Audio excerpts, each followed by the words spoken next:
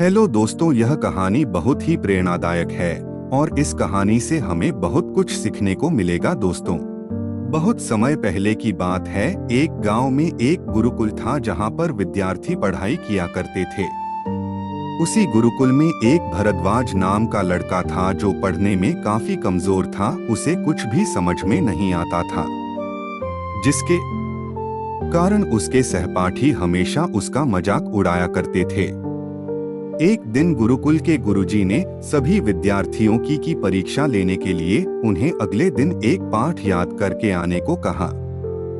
अगले दिन सभी विद्यार्थी वह पाठ याद करके आते हैं और गुरु को सुनाते हैं, परंतु जब भारद्वाज की बारी आती है तब वह एक शब्द भी अपने पाठ का गुरुजी को नहीं सुना पाता है, जिसके कारण गुरुजी उसे खूब डांट लगाते हैं और उसे अगले दिन तक की मोहलत देते हैं।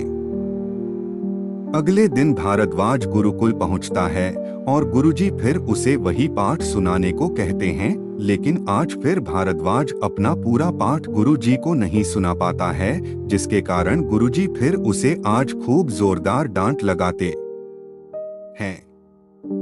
गुरुजी के डांट लगाने के बाद भारद्वाज के सहपाठी मित्र भी भारद्वाज को बेवकूफ, बेअकल और मूर्ख कहकर उसे चिढ़ाने लगते हैं, जिसके कारण वह छोटा बालक भरद्वाज थोड़ी देर बाद गुरुकुल से भाग निकलता है और यह निर्णय कर लेता है कि वह अब गुरुकुल में और नहीं पढ़ेगा और अपने घर चला जाएगा। गुरुकुल से भागने के बाद उसे रास्ते में भूख लगती है और वह अपने पास मौजूद थोड़ी सी सत्तू को खाने लगता है।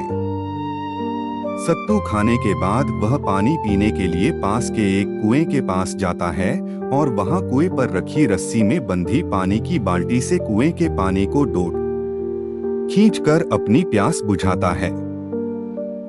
पानी पीने के बाद भारद्वाज देखता है कि बार बार रस्सी के खींचने से कुएं के पत्थरों पर निशान पड़ गए हैं। तब भारद्वाज को अपने गुरुकुल की बात याद आती है और वह सोचता है कि बार बार खींचने से अगर इस कोमल रस्सी से पत्थर पर निशान पड़ सकते हैं, तो क्या मैं बार बार प्रयत्न करके अपना पाठ याद नहीं कर सकता।